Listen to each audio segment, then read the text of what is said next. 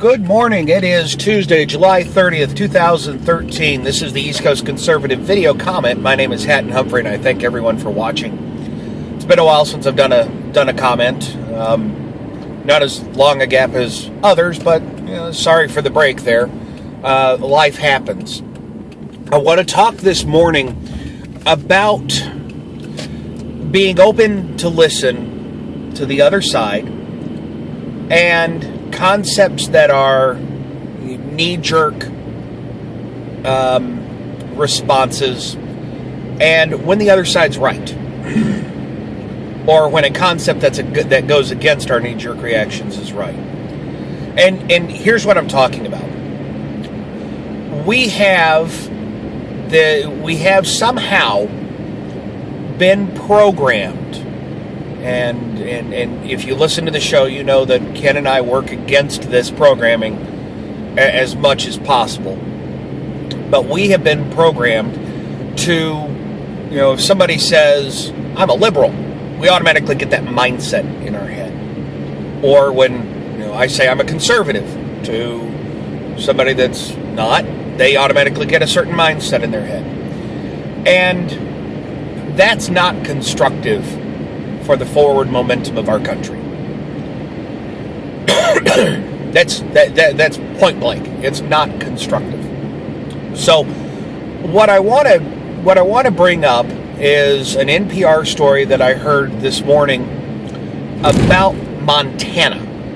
Now, Montana is about as rough and ready, individual rights as you get for a lot of things. Well, last year, they put in the first free health clinic for state workers.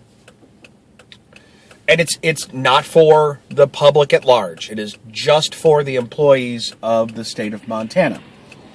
And it runs concurrently with state-paid health benefits.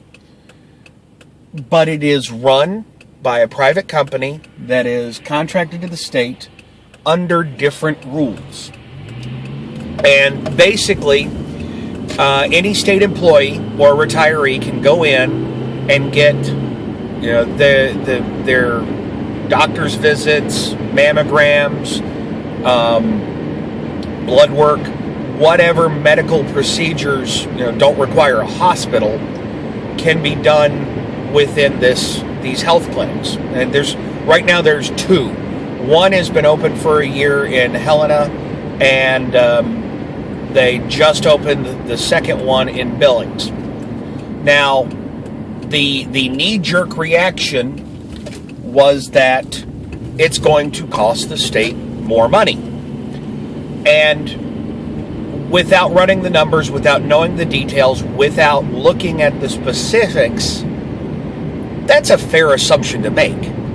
If all of a sudden the state goes from paying this much for healthcare benefits to this much for healthcare benefits plus the full-time staff of a clinic and all of the medical procedures and supplies and things of that nature, that saying that it's going to increase the state's healthcare costs is a very accurate statement. However, what they have found is that the state's healthcare costs have actually lowered. And here's why. They changed the model. See, when we talk about healthcare, when we talk about spending, when we talk about any program that is a modification to an existing environment, the automatic assumption, which is generally correct, is that they're just going to throw more money at it. There's not going to be a reorganization. There's not going to be a change in the paradigm of how things are run. There's not going, it's same management, more dollars. And that concept is, in a lot of cases, accurate. But in the case of Montana, what they did was they changed the rules. And they did it in such a way that it is now saving the state money. And here's how. They took doctors and they changed the way doctors are paid. Rather than paying per procedure, they're paying by the hour. They went through a private company and negotiated wholesale rates to purchase supplies. They paid for all of the equipment and the maintenance on the equipment, so they're not paying outside contractors to come in and repair and maintain all of the necessary medical equipment. And they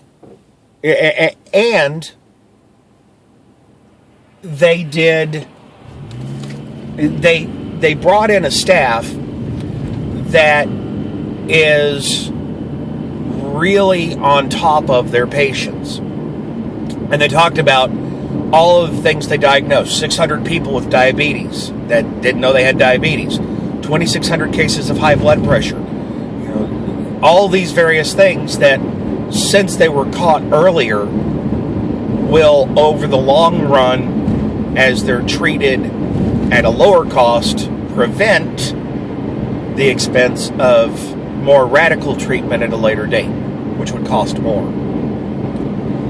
So sometimes the concepts that we have in our heads need to be examined, and that's where listening to the other side comes in, and listening to the numbers, because and I'm not talking about CBO projections. I'm not talking about projections of numbers. Sometimes when we want to do something in the business world, we'll do what's called the proof of concept. A proof of concept is, well, okay, we want to expand our network. Well, but in order to do that, we need to implement this technology. Well, rather than going out and spending buying the full thing and doing the upgrade whole hog, let's take a little subset, spend a little bit of money, and go into it. The proof of concept works very well in that case, because it proves, is it going to work or is it not? Is it going to save the company money? Is it not? Is it going to save the state money? Is it not? And translating that to the state environment can be tricky. And here's why. Once you put a program in place, it is exceedingly difficult to get rid of it. Once you have dollars and people that are tied up in a program, it's very difficult to say, okay, that was a good proof of concept, we're done. Especially at a state level. Because it is a very true statement to say that once the state starts spending money on something, those are built-in constituents. Those are built-in votes. And so what lawmakers have to do is figure out a way to prove the concept. And it gets even more difficult. Because when you're having these conversations, I just brought up Montana. What works in Montana does not work in New York. What works in New York doesn't work in Oklahoma. What works in Oklahoma doesn't work in Mississippi. And I'm just throwing out state names. Just, you get the idea. It's along the same lines that Mitt Romney got painted with. Mitt Romney, who had the Romney Care, said it was the right solution for Massachusetts. It is not the right solution for the federal government.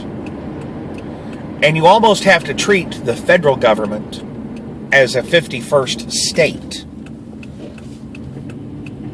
when you're looking at things like proof of concept, when you're looking at these political discussions. You can't say that a federal program is going to cost save or be implemented the same way that any of the 50 states would implement a program. But we have to have those conversations.